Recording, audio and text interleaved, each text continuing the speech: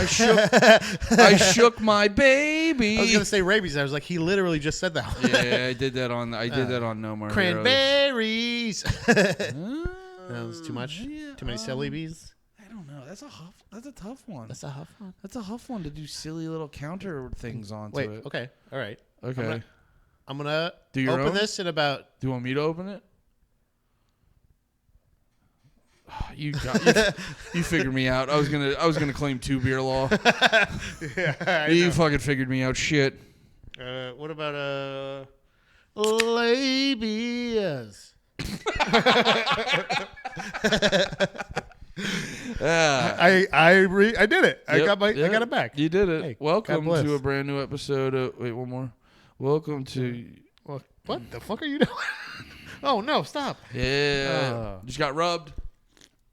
Yeah, this is Dragging the Lake, you stupid motherfuckers. And I For want the first time ever in history. but no, to update the people, we did we briefed the good people on No More Heroes, but we record Drag the Lake and No More Heroes in the same day, and there was a vicious Chi-Com attack on the No More Heroes Drag the Lake Nomo Drag It studio. We were speaking the truth. We basically I think it was a calculated strike by Tim Armstrong's people and the Chi-Coms. We won't be silenced. I've saved all my notes. I saved every goddamn note. We will make jokes about the quality of the transplants. Thank you very much. But in the before that, I do have a video that we weren't able to watch last time because of technical China difficulties. Technical Chinese difficulties. Technically China difficulties. Technically Chinese difficulties. This is a video that I wanted to play for you. We don't have to have any sound. Plus, I don't think there's any like licensable music that they're playing.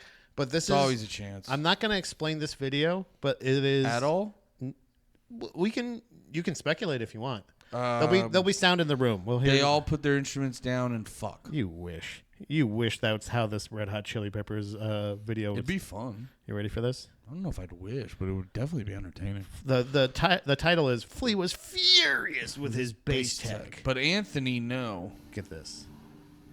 So this is. It seems like I think what's happening is. I think the band is like this is before Anthony's coming out. Look, and obviously he's having an issue. And he's pissed. Oh, he can't hear his bass? Yeah, he's like, he can't hear, obviously. And this also just feels like Flea mannerisms. Yeah, right? At first. But look, he's screaming at somebody. And this guy, not John Frusciante. Frusciante? Is that Frusciante? It might be. I think Frusciante's back. But he's like, what's up, man? And he's just like, I'm pissed. Like, so, I think this is them, like, jamming before the set starts. Like, this seems like maybe this is a good way for them to do sound check. But look, he's pissed. He's talking to somebody. He's like, okay. He's like, well, I'll get you something. Hey. But he's like fuming at his bass tech. He's screaming at this guy. He's like, this fucking idiot, right? And look, he's like playing, just trying to jam with fucking Will Ferrell and John Frusciante. And he's like, I'm not mad at you. What is going on? Right. He's furious though, right? Look, tech guy comes out for the drums. He's like, he's pissed off with the rhythm section, but I ain't me. But like, he's jamming. Watch. This is crazy. This is the craziest part. At a certain part, Flea's just going to take his fucking bass off and just throw it on the ground. So, like, Anthony Kiedis comes out and he's like, hey, man, what's going on?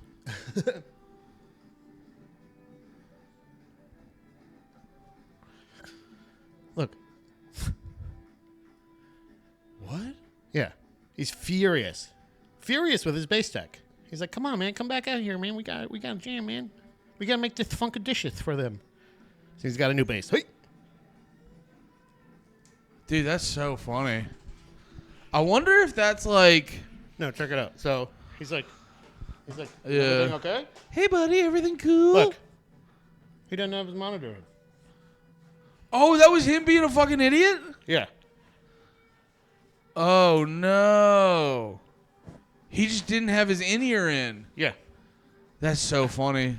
Yeah, dude, you're literally not wearing headphones. You know those things you put on every single fucking show? To hear? Yeah, to hear? Yeah. Dude, that's also...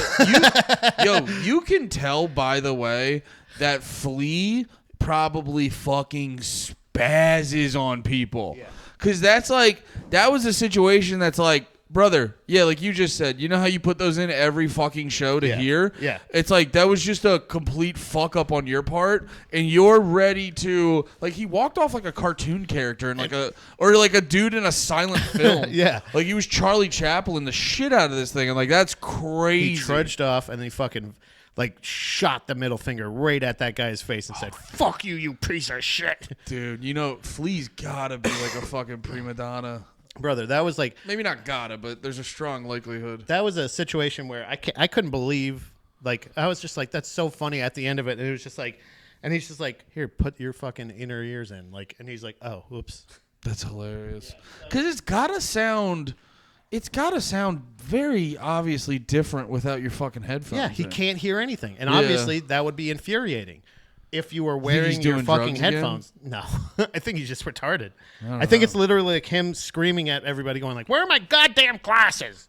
You know what I mean? And they're like on his forehead. It's on his forehead. You know what I mean? Like, like that's what it seems like. That's that kind of fury that he had where it was this like level of like he could not believe how incompetent everybody was being around him. Then he had to get a new bass, a complete new bass. Yeah. Because the guy was like, he's like, I can't fucking hear anything. He puts it down. He's like, I got the levels up. I don't know what's going on. Yeah. I can hear everything in my mind. Like he was probably saying like, I can hear I don't know what's going on. Like, or it would be even better. I would love a shot of the backstage or the side stage where the guy's just going like, put your fucking ears, put the ears in, put your, yeah, you know. Bet you the guy in his, I bet you too. A lot of people didn't think to check his in-ear monitors because it's like, well, that's so retarded. There's no way that's what's wrong. There's no way that he could miss that step, and he's just like, yeah. He's like, I got my bass, I got my groove, I'm grooving, you know what I mean? Like, but he couldn't hear. Have you been there when you like? Have you ever like spazzed like that and then immediately realized you were 100% wrong? I know there's a good example. I can't think of one right off the top of my head. The last time, it's funny that how we can push that down. The last time or the frequency of shit like that makes you forget. Yeah. Yeah. You know what I mean? I'm never. That's why I always say anytime somebody says I'm wrong or I'm not I got something wrong or my opinion's wrong. Yeah. I'm always like, yeah, maybe. I mean, you know. Dude, honestly, the world would spin a lot smoother if someone was wrong and they said they were wrong and then people didn't hound their ass. Yeah. Oh my God, because that's why most people don't apologize. And dude, people will literally create a fake world before they actually apologize. Yeah. No, I did that one time. The last time I remember doing that in a big, crazy way where I was like, oh, I feel like a fucking fool was a couple... I want to say it was like 2 or 3 years ago at my last day job because I was like unloading rebar and I was probably already a little frustrated.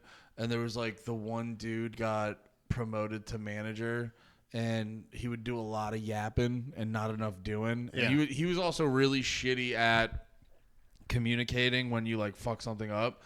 And he was like telling me something and I just got it was like one of the last straws and I just got so fucking irritated. And I go, like, he told me I did something wrong. And I was like, you think I'm that fucking stupid? You fucking retard? You don't think I can fucking count the size of the fucking rebar? I go, look at it right here. It says 16 inches. And I look and it said 12 inches. And I go, all right. Yeah. That was wrong. Yeah. And I actually apologized profusely. Yeah, because the way I was talking shit to him was insane. Yeah, when it gets to a point, I think you know what? I think it was the last time I can remember is me reading a message that you sent incorrectly, and like was that the time you showed up and you were like, "What's going on?" No. You remember that one? Yeah, that was nuts. No, you're like. I forget how you said, but the energy was like, hey, Andy, get your head out of your ass. Yeah, what's going on here? No, that was, dude, it was so funny. Because you were like, what's going on? The fuck? It was very dismissive. But, like, immediately I was like, I'm sorry about that. I didn't mean to, like later on I was like, that's crazy for me to say that. That's a weird, crazy. Well, no, because you came in and you had, like, weird energy. And I said something to you. And you just looked angry and just kept staring on me. And then staring at me, and I go, why are you being weird? Yeah. And you're like, oh, fuck, sorry. Yeah. It's a thing where, like, it's a thing where it was the mix-up when we were texting. It was something like you had texted something, and I responded because I read it wrong. Like the way I responded, and you're like, that doesn't make any sense, or something like that. Or like it was something along those lines where I was just like, oh yeah, recent? Yeah, it was like within the past couple probably months or so. Oh, but it was like you said something, and I was just like, I responded incorrectly, and you called me out on it. I was like, no, I did. I didn't fucking. I was like, oh yeah, I did. That's the worst part with text. Yeah, you can just scroll back and know. I was like, oh shit, I did. I read it completely wrong. I responded totally inaccurately. I did that on the podcast today.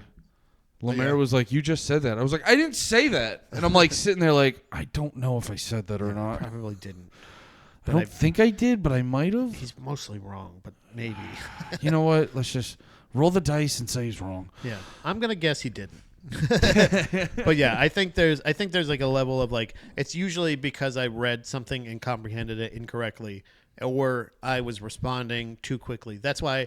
Like if I proofread, that's another reason, a good reason I don't respond or argue in comments anymore too much.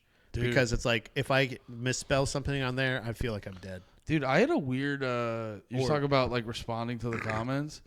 We kind of talked about it last time before the chai com attack, but I was saying how I've been just been doing the Big Red in the Morning over on Twitch, and a lot of times, not everything, but a lot of times I end up talking about music, and I'll clip that up, and I'll throw it onto like the Big Red in the Morning YouTube channel.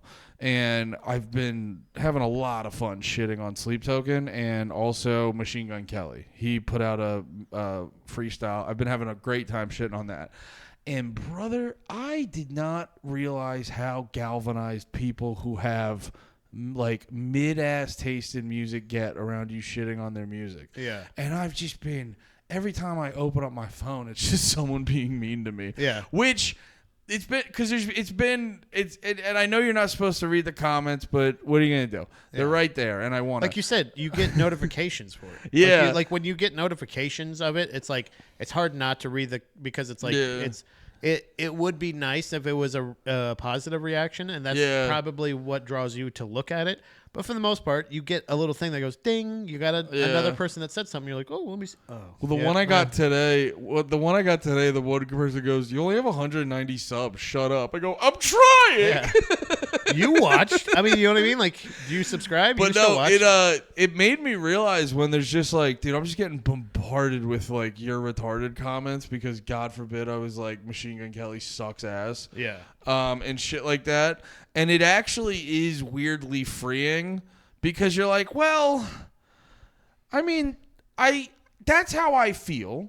Yeah. I will say I may rethink the way I title videos, because I look back and some of the video titles are antagonistic. Yeah. So I was like, I'll take the hit on that. But I was like, this honestly just encourages me to just do my own thing and be honest, because I go, oh yeah, when you start being honest about how you feel, you're gonna hit a bunch of people the wrong way. Yeah. And it's like, I'm not gonna not, because honestly, I don't normally, in my free time when I'm doing these things, I try not to spend a lot of time talking about music I don't like, because that's not why that's not why I got into talking about music on the internet. I like to talk about things I like. But when there's specific things like, and this might just me being a cunt, but it's something like Sleep Token, I go, no. A lot of people aren't clear on this situation. Yeah. So I feel more emboldened to talk about it. But like,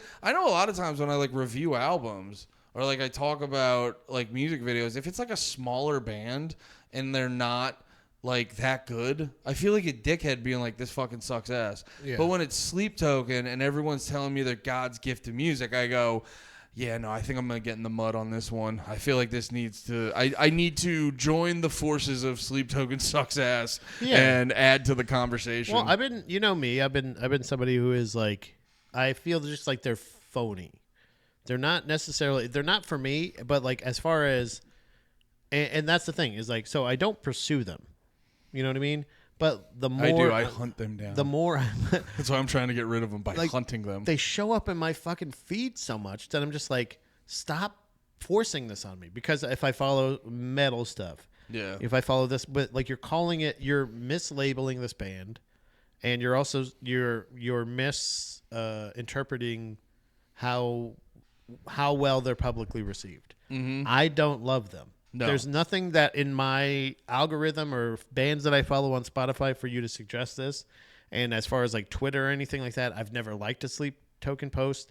I've never searched a Sleep Token on Twitter. You know what I mean? Like any of that shit where it's just like, why are you showing this except for the fact that they're just pushing it out popular. there? So if you're pushing it out there, then yeah, it's going to get more negative reactions because it's becoming unavoidable.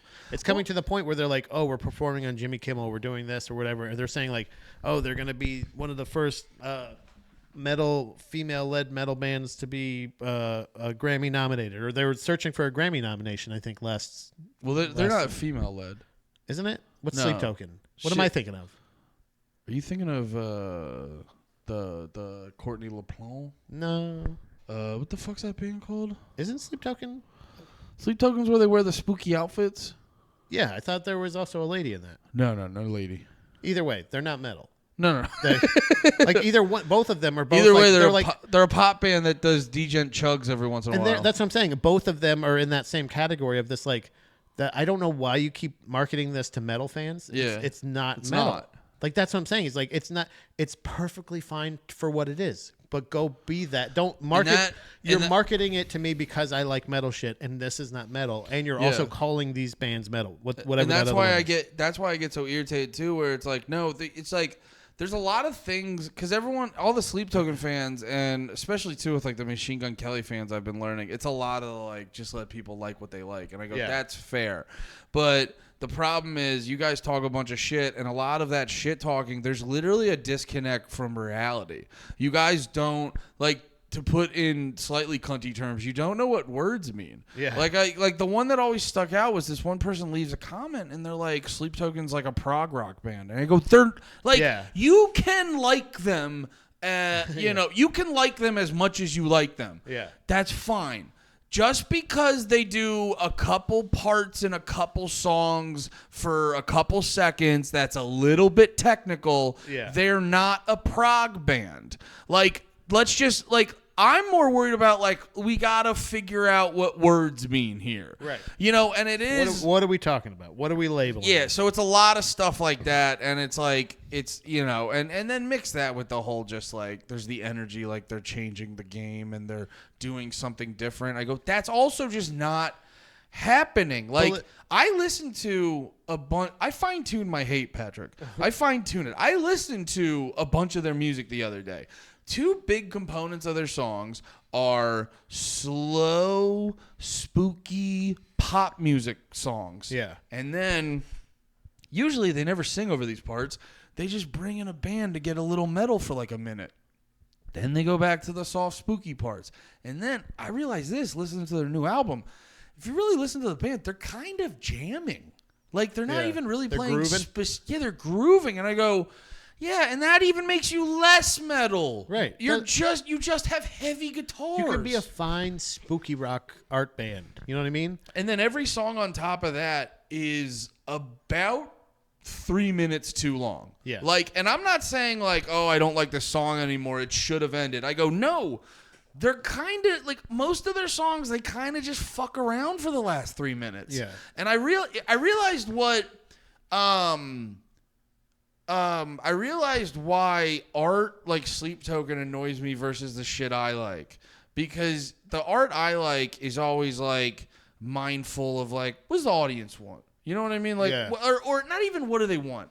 Let's give them a good time. That's why I like Kubla Khan. You see them at the live show. They're always like hyping it up.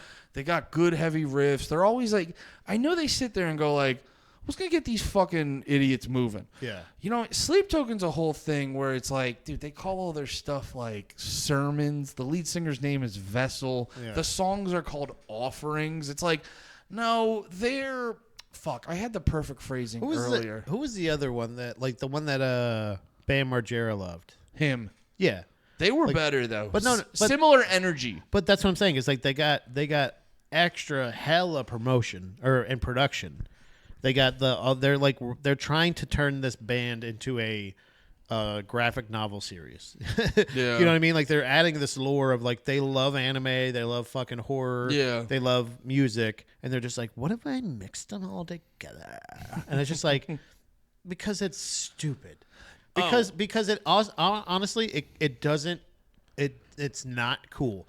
You are finding a bunch of fucking dorks out there that love shitty music that or that are your music is not offensive enough and you look visually like they're all cool Marvel characters or Star Wars villains. And the fans also come. Oh yeah, Star Wars villains for sure. That's where they're just sitting there with this like cloaks and they got these gloves and they're going like this in the video, and it's just like people just fucking love doing that when they're painting their figures and coming up with their stories. You know? Fans come off so desperate. That's the part I don't get because. Yeah, but it's not metal. It is not metal. That's the sort of comparison I was making earlier. Like when you get a band like Kubla Khan or any of the bands we normally like, yeah, they're going, "Hey, we got something for you."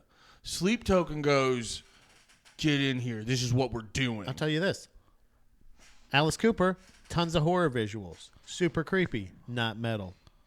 Not metal. Do you know what I'm saying? Kiss, not metal. Not metal. Great rock and roll.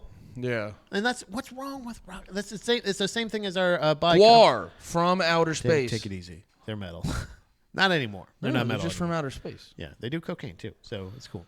Aren't they like half and half? Because I've listened to songs of theirs that sound like surf rock. Now they are a rock and roll song. They are a rock. That fat bastard ruined that band. They should have stopped. Oh really? Yeah, they're not good anymore. People have said Peter. Are we talking Tim Armstrong, by the way? Oh yeah, we will. Yeah. Okay, good. Yeah. I'm just having fun talking music. I wrote the jokes and everything. I'll put a timestamp. Yeah, but there's a thing where like this is the what was I fucking just talking about? GWAR. But the new lead singer guy. At first, okay, you understand like whatever. They're not. It's not going to be the same. That's whatever. Mm-hmm. But they just put out a new like single, and they're trying to do. Essentially, what they were doing with GWAR, the baby dinosaur that they own. They have him. Yeah. So they're trying to like reboot it kind of in a way. Yeah. So they have this thing where their latest single latest single is called Lot Lizard. And it's a double entendre for also those whores that hang out at truck stop. And I'm like, this isn't GWAR. Like, it's not about... Do they still have the lady? About, I'm just getting pussy at a truck stop, baby. But then you also have a fucking dinosaur that's the Lot Lizard, get it? It just feels like an R&D conversation come to life. And they're just like, what can we do? We can market a character. Let's write a song about it. None of it feels genuine. Is it like... But like when they write songs like Womb with a View...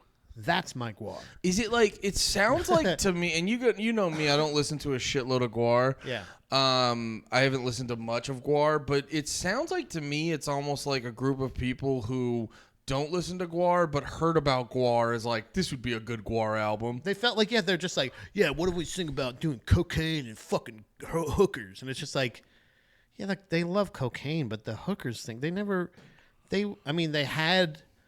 they had slaves, but they used them to feed people to the maggots. Like they didn't use them. You know what I mean? Like you're losing all of the lore that they built. Like all of the whole world that they built ahead of time. They're just like, but what do we sing about? Lot Lizard. And you're just like, fucking shut up, you. And the other thing was like, beat your ass. That was another song that they put out. And it's just like, these are the singles they're putting out. Yeah. Like, you're not GWAR anymore. Be dickhead, smoky, fucking rock and roll honky tonk bar band or whatever the fuck you are. Some Kid Rock knockoff, but that's not my GWAR, baby. Like they're aliens that do cocaine from Antarctica, and they're killing the human race. They murder world leaders. They fucking take down religion. They take down fucking weird sex things. People that are like they kill Hillary Clinton, George Bush, Osama bin Laden, the Pope. They've killed so many different people. Like they don't do this. They're not talking about fucking at truck stops. Dude, I just realized stupid and limited. I just realized why would space aliens give a fuck about truck stop hookers? That's what I'm saying. It's like there's this thing where like you're not there. GWAR exists.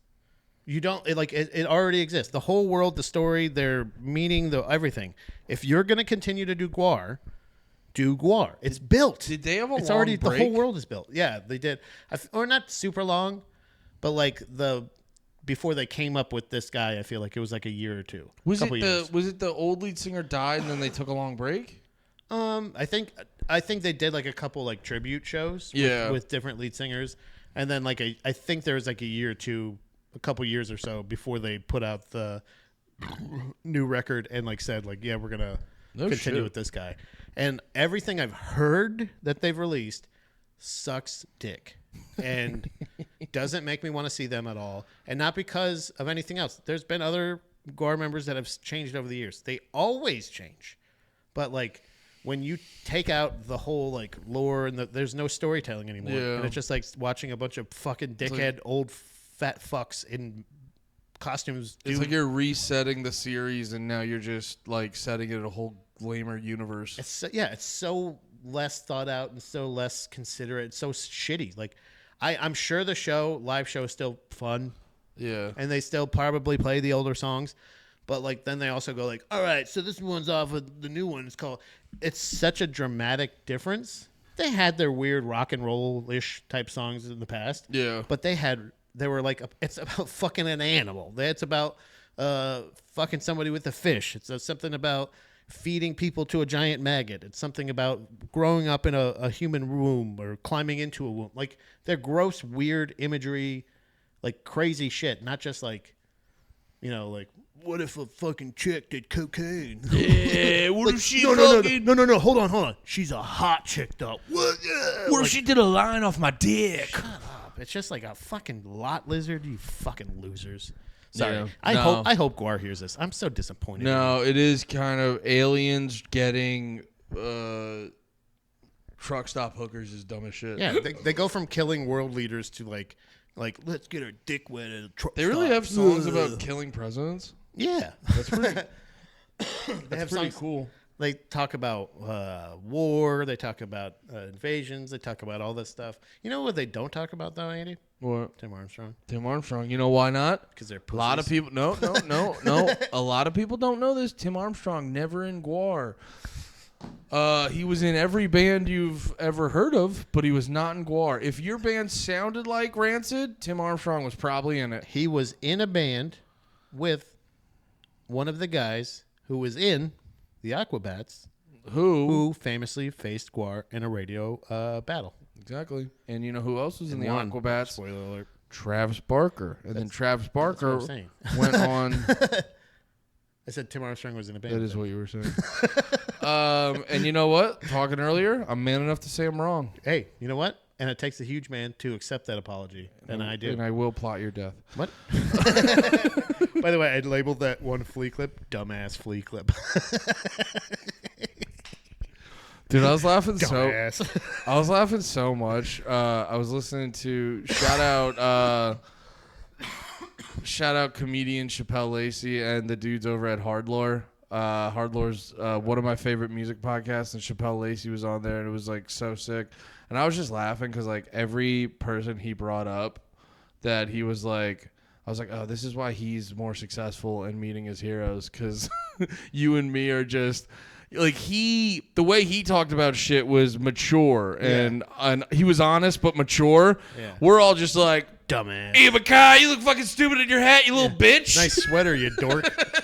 Pull your hat down. It ain't on the top of your head. Put it all the way down. He's actually a hardcore fan of Ian Mackay and Henry Rollins and stuff. Well, you know what's weird? Because that was the part I was also laughing about. Is like, and this kind of is the theme I want to lay out for the Tim Armstrong thing, where it is like, I am so able to like make fun of these people, and even someone as Ian Mackay who is eye-rolly, but like, dude, I gotta be honest, when I discovered Minor Threat back in the day, I was like, yo, what the fuck is this? And I'll always be appreciative of that. And it's the same thing with Tim Armstrong. He was a big part when I was first discovering punk rock, and when I heard Out Come the Wolves, you know, he may have just like sort of mumbled his way in the background telling Lars what would be cool stuff to do, but dude, that helped. Yeah. That helped. And it's like this weird thing where it's like, I think it's my you and me are the same way. It's like our nature where we're like very aggressive and negative and making fun of this stuff, but at the end of the day I was like, but just thank you so much for all the things you guys do. Yes, I always you know what, for a certain point I was really convincing myself that Tim Armstrong was cool. But I realized later on that he is definitely the punk rock version of Bob Dylan. Yeah, you said that, and I was like, he sounds. The voices are very similar, and he also treats women just as shitty. Yeah. Oh, that was the big bummer because I am trying to become. I noticed the thing I do because I hate it when people do this to me. You sort of fault people for the worst thing they did and like old things they used to do because I hate when people do that to me. But I definitely noticed I was still doing that and I'm working on it. But at the same time, yeah, you gotta, when you're meeting girls.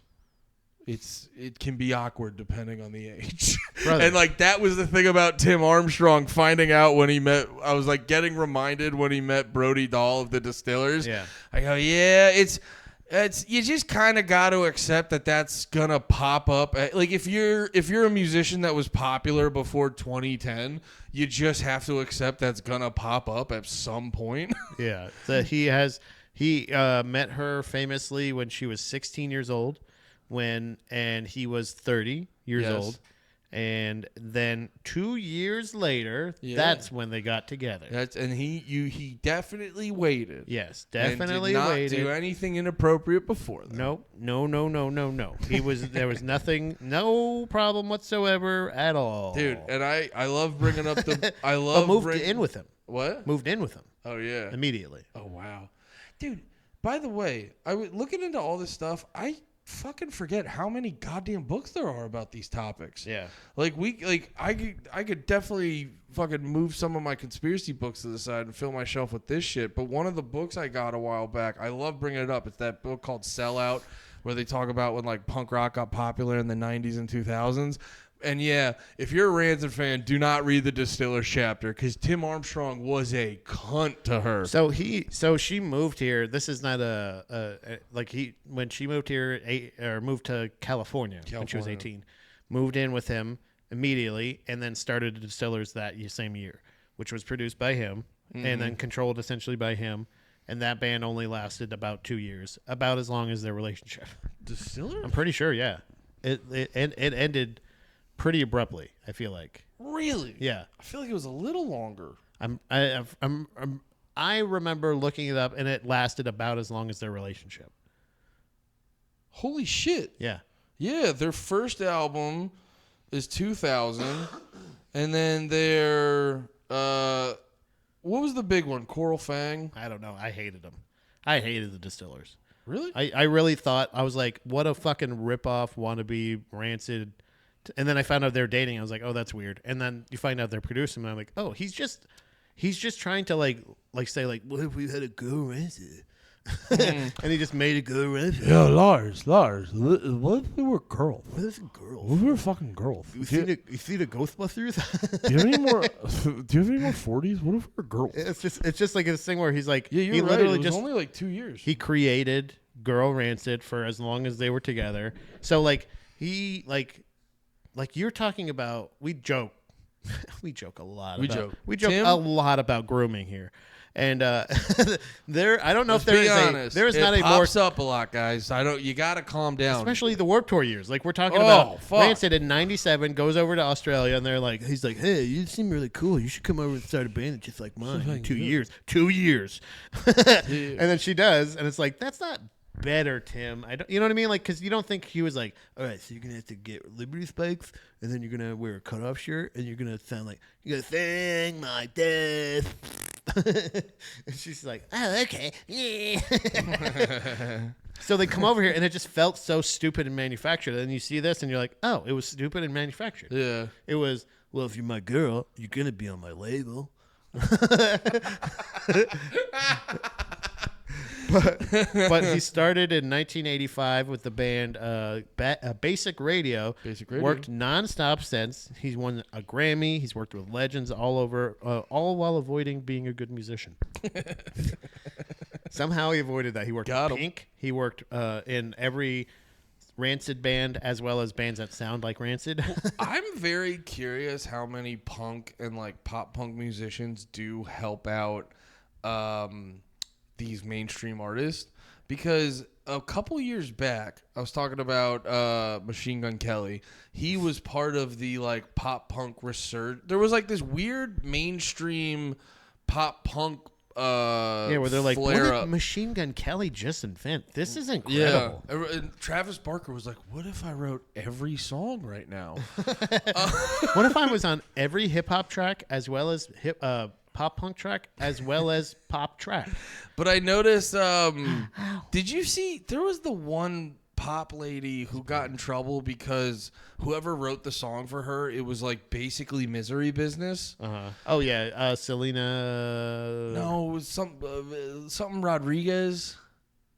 Olivia Rodriguez, right? Yeah. Yeah, I remember hearing that song, and before I even heard about the Paramore thing, I was like, oh, this is a pop punk song. Yeah. I'm just like, real, and I go, and like hearing the Tim Armstrong thing, I wonder if the sort of basic song structure of pop punk and punk rock in general, like just the bones and the skeleton of it, I wonder if it's like a good framework for standard pop music. I wonder, so like once we realized how incredibly successful Rick Rubin was without being able to have any musical ability whatsoever.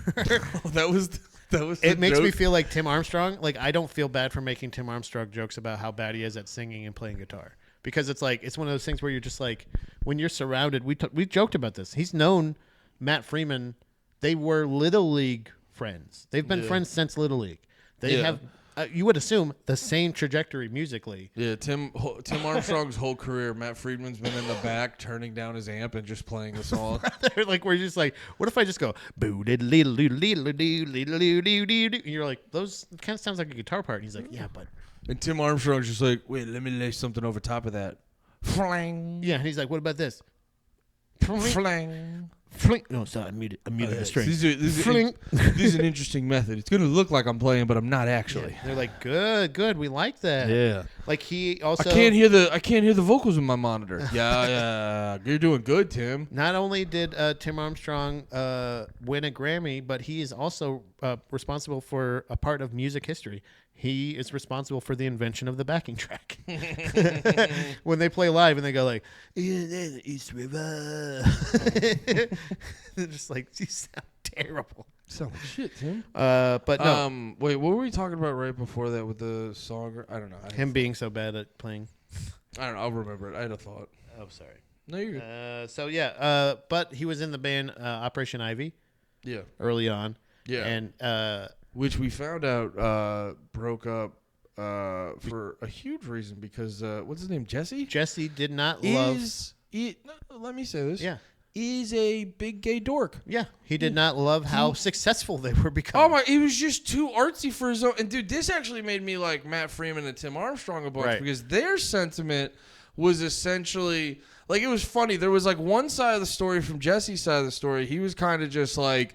He was like, yeah, just there was something special with the band, but after that first tour, it just went away. And then Matt and Tim were like, that's not true at all. Yeah. We were doing really good. It was still a lot of fun. And he's just like they called it, he was just like a middle-class artiste, and we were just a bunch of fucking street kids who were like, oh, look, something that's actually successful. Maybe we could make a couple dollars at it. And apparently the Jesse guy was like, nah, I'm going to go be an artiste and like never actually make shit that many people even want. Yeah, that would explain. Also, we finally got our Don't look at our episode views. We finally got our example or answer why they wouldn't reform or anything. Why they wouldn't just come back at a goddamn fest? He would do all this stuff. So it's really funny too because the super group that he is, he started Tim Armstrong at one point in 2021 called The Crew. Was with the lead singer of Suicidal Tendencies, Psycho Michael, and Other Liability, Fletcher from Pennywise. Also Matt Freeman and Tim Armstrong. And they had one song called One Voice, which Tim sang most of, as well as Psycho Michael. So there's multiple voices. Multiple voices on one voice. But Psycho Michael himself was he spent the controversy that he had was he was very outspoken. Breaking news: Psycho Mike is totally normal. So, yeah, totally weirdo. But he was from the he was very critical of bands from the left, like Rage Against the Machine and stuff like that. And it's just funny that like Jesse from Operation Ivy was kind of like, I don't like how commercialized we're feeling and how like so early on and how far Rage Against the Machine went. Yeah. You know what I mean? Like where they just kept like and Tim Armstrong starts the transplants and they write a commercial about shampoo. Woo-hoo! They sell their song Diamonds and Guns to herbal essences. And it's just like, oh, good. Check cleared.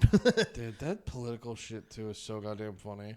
When you like just you like rage against capitalism, but become a millionaire because of capitalism. Well, yeah. And then everyone's like, aren't you a hypocrite? And then you're like, shut up. With how Tim Armstrong dresses like a fucking like a like a what's it called, the crust punk? No, I'm trying to think of like he's essentially like a like a oi skinhead punk, a CGI real life version of Oscar the Grouch. You know what I mean? Like if they're why like, was I guessing? I was never gonna get that. They're like if they're like, hey, can you make the Muppet Oscar the Grouch like if he was like a real person? You know how they do with like the Simpsons or if he like somehow people? got out of the trash can. It would be Tim Armstrong because like you're a millionaire. You work with Pink.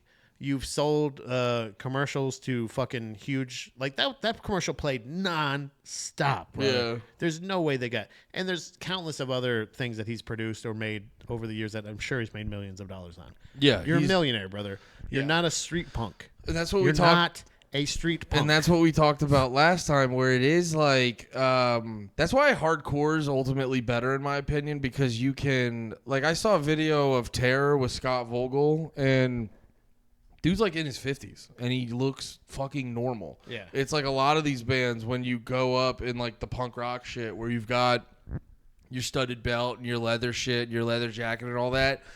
You know, we were saying too, Green Day's a huge culprit of it, where they get all the like fucking eyeliner and shit, and they have all their little outfits and stuff like that. And it is a thing where you're like, this shit does not age well. You have to like, just because it's like, you're constantly like putting all this makeup on and like dyeing your hair, and it's like we could still see every crevice of your old ass skin. I wonder, you know how Brody Doll, when she was dating Tim Armstrong, she had all these Liberty spikes and fucking tight pants and studded belts and all this other shit.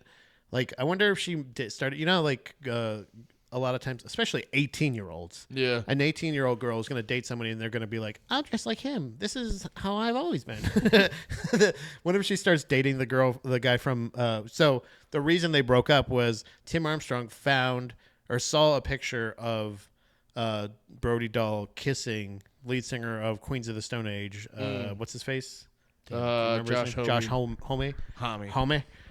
And that's how they broke up. So essentially she broke up via paparazzi. And I wonder if she just did that so, like, because Queens of Stone Age, they dress comfy, bro. Oh, yeah. T-shirt, Stone jeans. Age, comfy, wumpy. They're sort of like indie grunge with their outfits. Yeah. And honestly, their relationship lasted a lot longer than the Distillers did. Yeah, that's she just starts noticing. She's like, Josh, your balls smell way better than Tim's. And how do you get back at Tim Armstrong better than kissing the polar opposite of him? Yeah. Like literally somebody who has an angelic voice and plays guitar like a goddamn king. Actually can play the guitar and sing. Well, Tim Armstrong was a funny thing too, because like so many of like with having Matt Freeman in the background hanging out, and then when you listen to all of Tim Armstrong's bands, it's basically, you're like, this just sounds like OK Rancid. Or when he did the more ska shit or the reggae shit, you're like, okay, this is kind of unique, and then you just realize the whole backing band is the Agrolites. Yeah. And you're like, Tim Armstrong, to his credit, he's very good at bringing talented people together and then just kind of like drifting into the background, and then when it's time for the picture, he's like, eh. Yeah. And it really made me realize a lot of the like Tim Armstrong projects, or where Tim Armstrong's involved. It's like how you do comedy. It's basically Tim Armstrong and friends. Yeah. Yeah. And that was really a lot of this. Or when like he has a bunch of stuff, it's like how like Kevin Hart would do Kevin Hart Presents, and then it's like some guy's comedy special. It's sort of in the ballpark of that. So Tim is a prolific songwriter. He's released over 200 tracks in his with his solo project Tim Time Bomb, as well as writing songs for many of his other people's bands, including a couple of songs that aren't about California. This is similar, not the only similarity between him and Anthony Kiedis. It turns out Time Bomb that he's referring to in his name is referring to, it goes off at 18 years of age. Got him. Yeah, and also I did show you that autocorrect. It's really hilarious. When I typed in Kiedis under with lowercase, my phone autocorrected Kiedis to kiddos. Did it autocorrect or just no? I think they know. But it's a really interesting thing to say. Like he puts out so much music that like statistically you're gonna hit a couple that are great. Right? At least a couple. I know with the Tim Time Bomb shit, the vast majority of those are covers or like songs he's already recorded, like with Rancid or whatever, but just done acoustic. Yeah, and honestly, the person that I want to hear the acoustic solo project the least of is Tim Armstrong. Yeah. That's the same thing. I compared him to Dylan earlier, but when Tim Armstrong goes electric, nobody complained. I was laughing too. I saw there was like one of it like in Tim Time Bomb, there's so many covers. It's just funny seeing like a cover of like Beat on the Brat, and I almost want to be like, brother, we can all play that. Yeah. You can play most Ramones songs, and like Ramones songs you'll learn how to play, and you'll be like, wait, it's just that. Yeah. It's actually shocking how simple some of them are. Yeah, he's not necessarily blowing it up, or he's not a ton of originals that are great. Again, they have from I would say even like early 90s Rancid was pretty good. I liked the 93 self-titled. The 95 I believe was Nihilism. Let's Go. Sorry, Nihilism was a song off of that. Then it was And Out Come the Wolves. Yeah. Then Life Won't Wait. Then the 1998 self-titled. All of those are pretty awesome albums. That's what I'm saying. Is like there was a time and place where they were releasing really good albums, or at least songs or albums that had really good songs on them. Yeah. But like since then, it's just kind of become this like weird thing where you're like, you look like you're wearing a costume.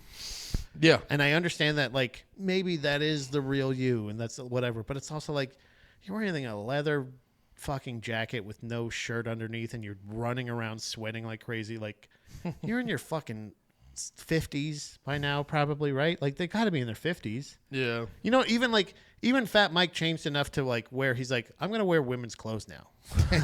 You know, there's some kind of put difference. A gown on. Yeah, brother. Like wear something, change a little at least. Like kind of like again with just saying like aging punkers, right? Yeah. No effects, same band. Like El Jefe, any of them have always just been No Use for a Name, Lagwagon. All these bands have always just been like really shirts, hats. Yeah. You know, like really low key, like never try too hard, never anything, but still I would consider punk. Yeah, the more you start, that's what was so nice about, and even like pop punk had their outfits, like Sum 41's the best example. Blink-182 too, but they weren't as obvious as like comfy. Sum 41 was. Yeah. But dude, like, but that was the benefit of like the non like hokey punk genres is like, yeah, you can just be a dude in a t-shirt and jeans and you can look cool in a band. You don't have to like, yeah, because after a while, a lot of punk shit just really turned into a fucking costume. In 2010, by the time Gretsch Guitars introduces a Tim Armstrong inspired guitar. Oh yeah. Wear a t-shirt. When you get the Tim Armstrong custom guitar, they give it to you and you're like, all right, so make sure you don't play this. Yeah, honestly, yeah, it's great because it works. It's an acoustic electric, but the electric part's not connected. It is a sick looking hollow body though. I got to give them credit. They offer a right-handed, a left-handed, and 12-string models for people that can actually play the guitar. So if you want to play it, there is a 12-string and a right-handed version. Tim Armstrong has acted as well. Did you know this? I've heard, yes. He was on the X-Files in 2016. Wait, really? Yeah, he played the role of, quote, trash man. And for him, it was autobiographical. Because, again, he is Oscar the Grouch in real form. but he did have a couple acting roles, mostly sci-fi stuff. He did X-Files in 2016. He also did Twilight Zone 2020. Oh, that was the dude from Key and Peele. Yeah, right? Gordon Peele. Yeah. Yeah. No, Jordan. No, it's Gordon. No. Pretty sure it's pronounced Gordon. It's not Gordon. Yeah. It's a soft G. J. Oh, okay. Gordon. But yeah, he was. I can't imagine him having a speaking role, but it's crazy. You know what I mean? Like, it's again. I had this thought when I found years ago. My wife and I were walking through like Macy's or something. Yeah. And there was a makeup commercial or makeup ad, and Kate Upton was the person. And I just turned to my wife. The first thing I said, I go, who the fuck is looking at Kate Upton's face? Yeah. You know what I mean? Why would you hire that face for a makeup line? Because it's just like, she looks great. Yeah, I'll take it. You know who they should hire for makeup is drag queens or trans models. Brother. Because they should just show a beautiful woman. Yeah. And then the next part of the commercial goes, I got penis. You got tricked. Yeah, you hard? That's good makeup. That's a guy. That's good fucking makeup. That's a fucking She guy. got a dick. That's good makeup. Yeah. Yeah, literally. Like, it could be like Maybelline. The line could be gotcha. Gotcha. It's crazy, though. Yeah, I think like Tim Armstrong in general is like the kind of guy that like it's a time and place. Like, you grow out of Rancid, but Rancid stays the same age. Do you know what I mean? Like legitimately, that's what it comes down to, where they're just like, I keep getting older, but Rancid stays the same age, dude. It like, is true, though. Check out Rancid. They released something in 2023, right? Didn't we find that out? Yeah, and it looked and sounded. It was just a more well-produced Rancid album. Yeah, it's just like a cleaner sounding fucking Rancid. You know, like if you like Rancid, you probably won't love this, but if you don't care, then you'll love it. Do you know what I mean? Like, this is a band where to be as like... See, I'll give him credit. On his Spotify, he's just rocking a T-shirt and some... Yeah. That's a nice comfy You look Tim. good on your Spotify, Timmy. Wearing some pants that fit, wearing a shirt, finally, for Christ's sake. You've never had a body to wear no shirt or vest no shirt or shirt like a fedora. He's had the worst fashion my entire life. He had that fedora time. He had the I'm losing all my hair but I'll spike just what I have. And like I kind of respect that. I do kind of respect that. But after a while you're like, give it up, brother. Dude, honestly, like, that is the part of, like, I got that one book called Please Kill Me about punk rock, and it's a, I don't know, I didn't title it, but it's so often they spend a lot of time talking about the fashion, and there we go. And it's like, obviously fashion is a crucial element. Fashion is a big element of punk rock, but even in that conversation, it does feel like they undersell about like, no, it's not just about having fashion. It's about having uniforms. And that was always the reason. That was always the thing about punk rock that, like, over the years I was like, this is kind of getting like dated and stale. Yeah. Because there's such a specific thing. Like, obviously, I went to a hardcore fest recently. I went to go see like Trapped Under Ice and God's Hate at, I forget what the fucking place called, but it was Far Out Lounge. Yeah. And it was called like Not That Fun Fest. We're not gonna have any fun. We're not gonna have any fun at all. Don't, if you get caught having fun, we'll beat you up. Fest. Also straight edge. And obviously everyone's got their outfits. You know what I mean? There was a lot of guys like me wearing a fucking like long sleeve shirt and my short shorts and in my Vans.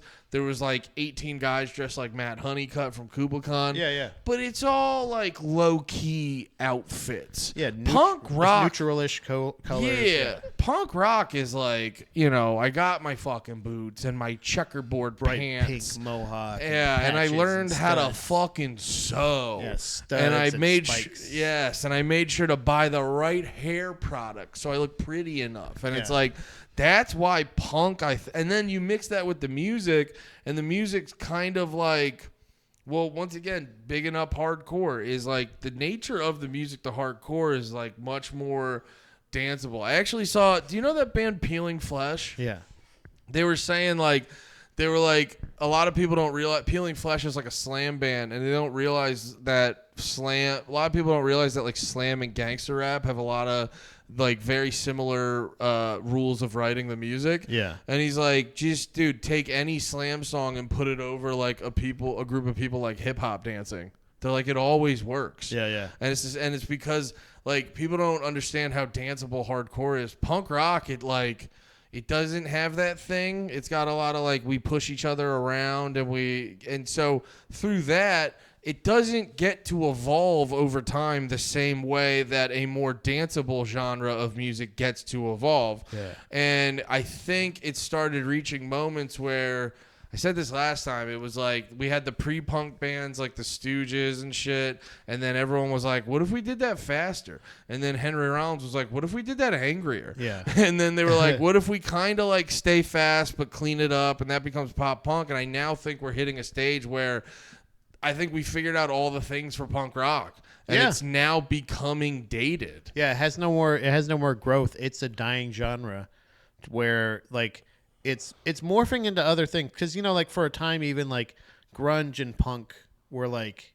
they were feeling hand in hand. Yeah. You know what I mean? Like there's definitely a lot of the same like angst feel and like kind of like whatever fucking like kind of bullshit, but it's like there's just been iterations. Like there's like I think you're right. There's no more real growth in punk. Every time I hear new punk and bands, I think that's why there's like a punk rock museum now. Yeah. Like, you know what I mean? Like it's kind of like where it's a point now where it's if you're going to do it, it's going to be they're like a new blah. They're like they sound like a blah blah. They like you know what I mean? Like there's no more.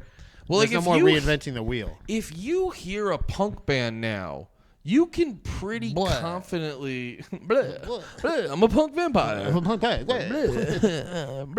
Can I want to suck your 40 ounce. But no, I feel like if you heard a punk band, yeah, it'd be very easy to guess the year. Yeah. Like if you heard the stuff we grew up, it'd probably be easy to be like where it's harder for metal. We talked about that with like Slayer and shit like that, where you're like, Angel, Rain and Blood is an album where you're like, some of it kind of sounds a little dated, but it sounds like it could just be an homage. It doesn't sound dated. It sounds like it could be an homage to that genre or that time period. Metal and hardcore have that advantage where you're like we talked about that Meshuggah album. You know what I mean? That sounds like it could... Chaos Fear. That sounded like they could drop that this year, but that shit was like, what, 97? 98. Yeah, and it's the same thing as The Shape of Punk to Come, where you're just like this thing where you're like, wow, if this came out now, you'd be like, this is a good fucking album. You know what I mean? Like it still doesn't sound... There's no band that has been able to replicate it, even though it's inspired so much. So like the same thing where like punk has become an inspiration genre. It's a thing where like whereas like nowadays like we're saying like where GWAR becomes this rock and roll band, it's not saying that fuck rock and roll bands. It's just go be a different rock and roll band. Don't call it GWAR. Like once you change that, sorry, I sent her a message a while back to give me a beer if she could give me a beer. But there's like a thing where like there's nothing wrong with that, but just don't call yourself GWAR, because GWAR is a space alien metal band that does cocaine and all that shit. Yeah. Where if you call yourself GWAR and you're doing rock and roll music, then you're lessening it. You know what I mean? No, I know what you mean. Yeah, definitely. Pat's wife. That dated. Oh, you got him doing too. Oh, thank you, Pat's wife. These are my good beers. I know your name, Dom. Thank you. Thank you. All right, now we got num-nums. Looks like we got 20 more minutes.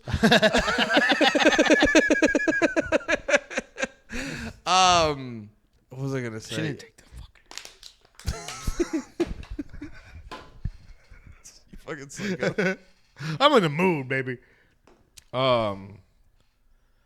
Yeah, but like, there's nothing wrong with. I'm busy. Calling yourself a punk band. You know what I mean? Like, it's not a bad thing, but it's also like it is a very dated thing. So if you say we're a rock and roll band, you're gonna be like, oh, what are you, like some kind of fucking douchebags that go like do do do do do do do. But you know what? I gotta tell you, you're in a bar and a live band starts playing do do do do do do. You're like, it's fucking rips. I like it. Do you know what I'm saying? Like, there's nothing wrong, but there's a time and place. Yeah. And if you're calling yourself GWAR, And I don't know. I don't know what it was. Lot Lizard really fucks with me, dude. GWAR's one of your big ones. GWAR, yeah, you can't, don't tarnish it.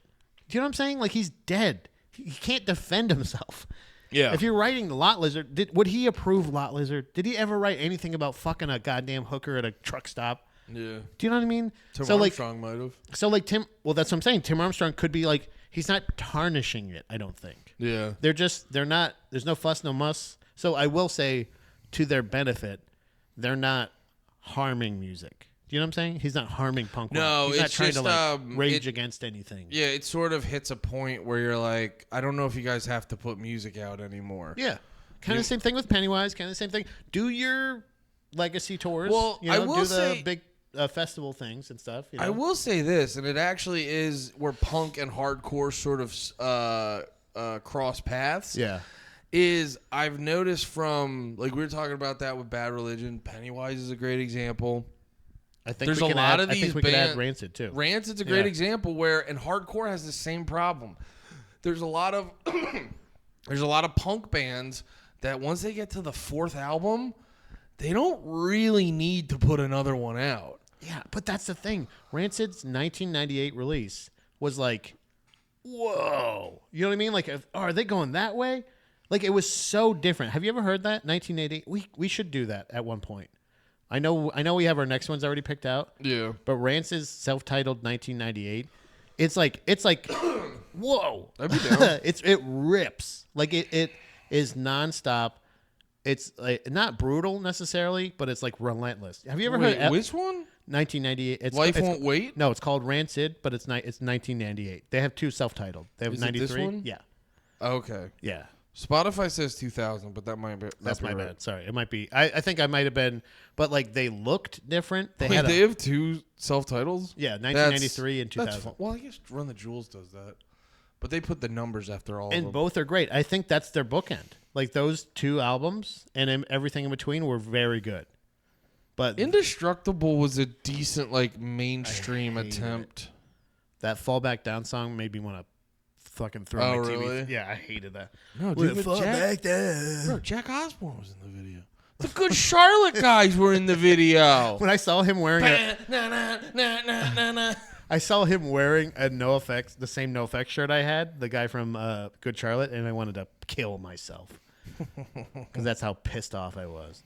But no, that self-titled album by Rancid made me feel like for them to, because that's right after, right? That's 2003. 2003, yeah. Yeah. So that following, like, that's what I'm saying. It's the same disappointment I had with Avenged Sevenfold going from Waking the Fallen to City of Evil. I was like, what happened? What happened? Dude, I bet I would love to go through and confirm this or not, but I guarantee you the vast majority of punk bands, if you get rid of the first or everything past the first 5 albums are like, you get rid of them, no one will be mad. Yeah, I could see that. And honestly, like, I'm thinking about that. I love Bad Religion to death, but I mean, you can get rid of a lot of their albums. We talked about that last time. Their solo or their individual albums are great, but their collections or their best ofs are great. Yeah. The 22 song All Ages album, which I thought was I was just like, this is the most incredible album I've ever heard in my life. Yeah. And it's just their best stuff. Yeah. Well, Bad Religion, you could shave off. We talked about this already. So at some point, maybe I'll make a note of, I can do Rancid's 1998. I would like to do that next after our thing next week. Well, what's our thing next week? Well, I'm very excited about our thing next week because we're getting a little silly. I know we got silly today. We roasted Tim Armstrong, R.I.P. Tim Armstrong. We roasted your ass. You just got fucking double roasted. In real peace. Oh, wait. Before we actually wrap up, what were his other bands? I know there was the Transplants. Because I remember I had a thing to say about the Transplants where they had a very interesting thing where I listened to... Oh, them live. It was them live. Well, I saw them live. Yeah. But I was listening to them back to, like, re-familiarize myself with them. Oh. And I was, like, laughing because I was like, dude, every song is, like, pretty good. I'm glad you brought up the Transplants. But also kind of sucks ass. That brought up the point. Thank you so much for saying this. Because there was the thing where I said one of the party anthems ever exist that have one of the most popular party anthems that's ever existed is "Let's Have a Party" by Andrew WK, right? The nose guy. Oh yeah. Like, let's fucking A lot of party, people party, don't know. blah, blah, Does party, not party. actually party. Doesn't actually party. But I'll tell you what, tall cans in the air. Let me see them. Fuck you, dude. That gets me way more hyped than "Let's Have a Fucking Party" piano guy. Yeah, dude. Tall cans in the air. Let me see you. Fuck you. Like it's fucking. It just. I gotta go back and listen to Andrew WK. No, listen to Transplants. No, Yeah. I listen to I want a fake party or not this real bullshit. To me, that's the party I was in. The kind of weird. There's gonna be one live. Fuck you. Yeah, there's one weirdo guy that's like, hey, we're all having a good time. Then, oh, you made it uncomfortable. It just reminds me of home. It's just a koozie. So I'm just laughing at Andrew WK. He put out an album in 2021. It's just like called "God Is Partying." It's like, brother, just that's what I'm saying. He can't be the party guy if the Transplants can knock you out of the park with Diamonds and Guns and Tall Cans. I think I said this one on the Chi-Com Corrupted app, but like Andrew WK, I love Andrew WK stuff. I respect him, but people do this thing all the time with people like him where they're like, did you know he writes all of his own songs? And you're like, yeah, he wrote one song for that album. He said, "Let's have a party." Party. Yeah, and then he did that. Yeah, they're like, oh, did he write the same song 10 times?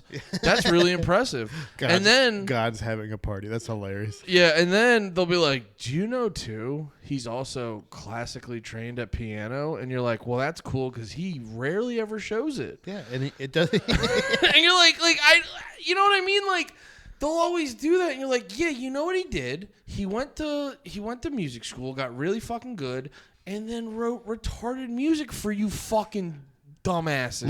Loophole entertainers. Get this, ready? Something I discovered watching RuPaul's Drag Race. It's the same thing happens at. I got sexually aroused. The same thing happens at. I love a set of tits on a man. I didn't realize this happened as much on Kill Tony. But apparently, if you ever, I've signed up twice now since I've been here, and each time they've made multiple announcements.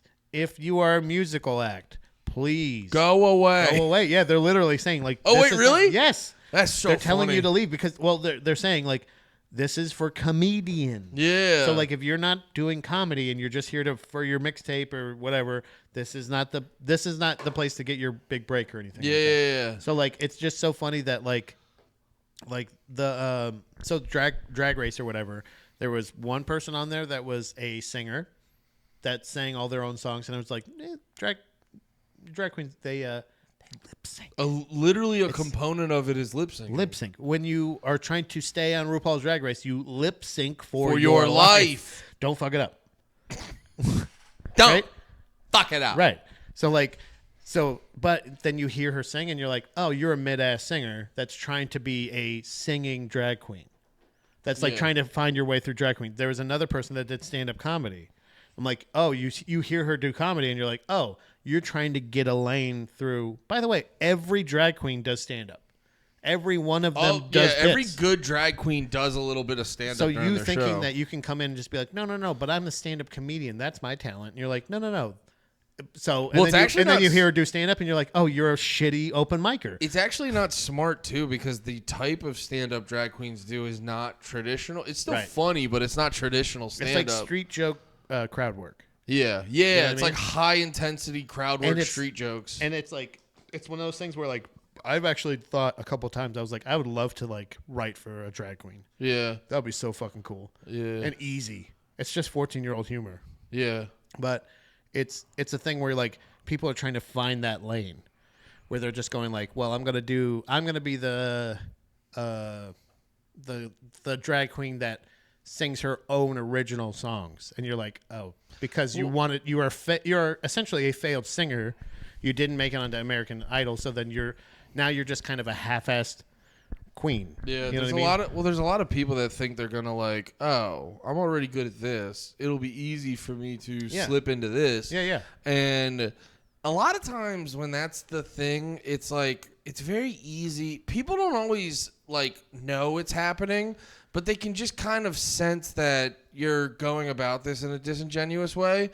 And like I've seen that where comedians do it, where maybe it's like it's before they really figured out their stage presence. And you're like, the jokes are good, but your energy's just bad. Yeah. And it's not, it's like, if you had better energy, you could make these jokes fucking annihilate. You have to put your all into at least one full thing. So, like, I think a lot of people try to, like, kind of do that. MGK did that, where a lot of people do that with rappers will go into country. No. He's actually really talented and multi-genre. I'm so sorry. Yeah. I forgot about that. Yes, No. And he definitely, that was the one that got me, too. They were like, he clearly writes all of his own music. I go, there's no way. Travis Barker writes all of his songs. Get fucked.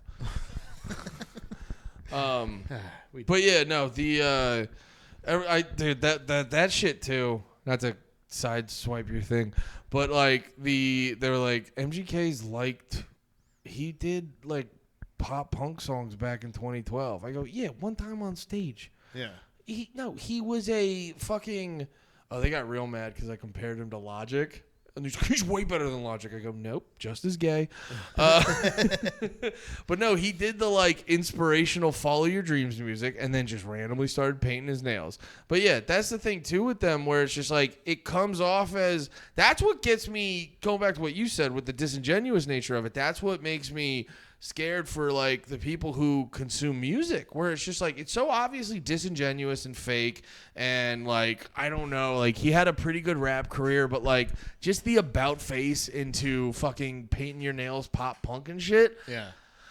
It's like, dude, it's I don't know, it's just like some disingenuous bullshit. And it's the fact that you guys like put up with it. I love throwing in the burps. Did we mention the albums we were doing? Oh, no, we lost. We went on to I was like, wait, yeah, we're back on MGK. And I was like, oh, yeah. I was like, the albums we're talking about next week, I am very excited because we're going a slightly silly direction. Right. And, a little preview. I've noticed the sillier bands are pretty fucking good at their instruments. Yeah. Pat is going to take a stab at the Vandals classic, Hitler Bad, Vandals Good. One of my faves. And I am going to be listening to Guttermouth's Gorgeous. That's what it was. I have it saved. I have it ready. And, yeah, I'm excited to I listened to it already. Pretty damn good. Yeah. But I'm excited to get like more into it and talk about it with you next week, Patrick. There's a lovely, I've had lovely memories with Guttermouth, obviously, that I've shared on here before, but like lots of fun. You've made love with all of them. Yeah. Actually, the first time I ever saw them, I was walking up on them at it was like the Warped Tour at the USF Tampa soccer field. It was early on. Bro. And it was Tampa Warped Tours had to be crazy. It was nuts. I was walking up on them as they were singing Lucky the Luckiest Donkey, which is about the donkey show. Yeah. It's a song about donkey fucking some lady in front of him, and just him explaining how wonderful it was. And it's also a fucking ripper of a punk song. Great pit song. But where they are is like this like dirt covered pavement area. Like it's like gravel, essentially. So it's just this like dust bowl. It's like this tornado of fucking people going around in a circle. Dude. And they're just singing this fucking amazing punk song. That happened when we went to go see the Dropkick Murphys at Warped Tour. Their stage had a shit ton of dirt. Yeah. My friend actually had to get out of the pit because he was like coughing too much. It's such a core memory for like walking up on that and just like them finishing that song and just like, and you know when like a song fucking like ends, like, and then everybody just goes, yeah. Like that, yeah. Like, it was like that feeling of like that kind of like I still remember that feeling. I love Guttermouth, so I've been listening to a lot of them as well as the Vandals, who I've seen multiple times as well, but not as they're fun, but they're not as many memories. Like every time I've seen Guttermouth, I remember being thoroughly impressed and also very flattered when I suggested a friend of mine that loves going to crazy punk shows, and I was just like, you got to see Guttermouth. And he was just like, brother, I had no idea. Like, not only was I right, but he was just like, holy shit, I had no idea how wrong I was. These guys are crazy. Yeah. This is he said it was still the craziest pit he's ever been in. Obviously they're older now, but man, peak Guttermouth. Dude, it's a good punk rock pit. I'm telling you. Circle pits, brother. Yeah. That's Florida. Well, yeah, you're trying to get a circle, create some wind. we just want a cyclone, bro. We just love ceiling fans. We just need airflow. My first song ever. It's so humid in here. First song I ever pitted to, "Perfect People" by Pennywise, Janice Landing, And I remember thinking that what you just said, I don't think it's just Florida. I think it's any show. But Florida, for sure, it's still an outdoor venue. And we're like, if you're in the crowd, you're like, oh my God, sweaty, disgusting. And then you get into the pit and you're like, oh my God. And you're just like running. You're like, yeah. And you're like pushing people and just beautiful breeze. Like, yeah, I remember the treacherousness of like a Warped Tour and shit. That's why I was like spazzing over like, I never even considered like doing an outdoor show in Tampa. That's got to be crazy. And like we would go to Warped Tour in Scranton all the time at this place called Montage Mountain, because our parents wouldn't let us go to Camden. And but we would go to Montage Mountain. I remember seeing like, this is when I got to see My Chemical Romance like when they first popped off. Like Black Parade wasn't even out. Dude, I still always have a regret. We showed up a little late. And fucking Fall Out Boy was still like a small ass band. Oh wow! And they were playing at noon, and we didn't show up in time. We didn't get there till like 12:30 or 1, so I missed Fall Out Boy. And then they were like, "And we're playing dubstep and rap music." I remember I missed a 5 Iron Frenzy that time. I was in line and I was like, "Man." Did I ever tell you I got to see them at a church? Yeah, they're crazy. I never knew until long after that they were Christian. I was like, really? 5 Iron Frenzy's great. Yeah. Because a lot of the Christian bands were nice because none of them were ever heavy-handed. They played so early, it made so much sense that they were Christian. Yeah. It's like, let's just get back in the bus and just read. Well, I'm sure there were a lot of heavy-handed ones now that I think about it, but it was the what am I trying to say? It was the bands that were actually like good and got popular were usually never really heavy-handed. Yeah. Oh, but yeah, I remember going to see My Chemical Romance and like actually leaving the fucking, or not like just getting out of the crowd early because I was just like, it's too fucking. They were playing at like 1. Yeah. And I was like, dude, it's so fucking hot. Dude, I was very quick to be like, I don't understand the mindset of, like, I'm going to go to the front and I'm going to stay here all day and I'm going to get dehydrated just so I can be closer to the stage. And it's like, brother, I'm going to be comfortable. Yeah. Because it's not Yeah, I don't mind being in the back. It's like, oh, am I close? Well, I'm also dehydrated and about to die. Yeah, it's not a comfortable time. That's why I like the mouth of the pit or in the pit. Couple beers, edge of the pit is quite possibly the best part. Oh man, I'm sorry. I can't wait to listen to this Rancid album. Oh yeah, is a bit of a ripper. Brother, I can think. It's called. They call it Rancid in parentheses 5, but it's always been Rancid self-titled 2000. Yeah, but it's like it's got so many. I can't believe I only have one song saved off to this. There's so many. Oh Jesus. Dude, I could also do a fucking 5 Iron Frenzy week. Because I'm looking at these albums, and, like, me and my brother used to listen to this shit a lot. Do they have a 2000 release? Yeah, All the Hype That Money Can Buy. Is that a good one, do you think? I think so. If so, we can put it against Rancid. Maybe. Rancid 2000. I'd rather do another punk band. You don't think? They're pretty... What? They're pretty punk. 5 Iron Frenzy? Yeah. Yeah, but they're more ska than punk. Punk as fuck. They are punk. They're punk as heck. Sorry. Punk as heck. Yeah. Sorry. Christians. All praise Jesus. All Christ. praise to Allah. The white one. All praise to white Allah. That's gonna be the next No More Heroes episode. This week, white Allah. It's essentially the popes. They've all been white. Damn, all white popes. Oops, all white popes. Oops, white popes. Oops, white popes. One of my favorites, the phrase, everybody's been doing puns and memes for the popes. One of my favorites is a White Sox ripoff logo. It's the white frocks. What? The white frocks. What's that? It's what the Pope wears, the little dress they wear. The frock. I fucking hate everything. It's a long day of podcasting, man. It's been a long day of podcasting. Oh my God, I've been giving my thoughts on things for so long today. There's no way you have any more opinions. There's no way. I never don't have opinions. I just lose energy. This is not energy? What? You don't call this energy? I don't know. You got any more Topo Chicos out there? No. You're right. This was a Topo Chico from home.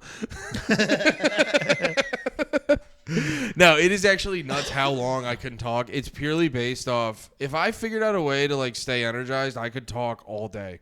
It's nuts. It's crazy. Dude, I've had a madman. I've had streams where it's like 5 hours in and I go, I should stop. Not I need to stop. I go, I have other things to do today. I should stop. But you're like, but there's this new trailer out. Oh, there's so many other things to comment on. I saw this fucking cooking video, but this bitch is doing a grilled cheese all wrong. Oh, is that a 10-minute video? I am going to stop it every 30 seconds. Oh, man. All right. But that's what you're here for, so like and subscribe. We'll see you next week. God bless. Wherever you.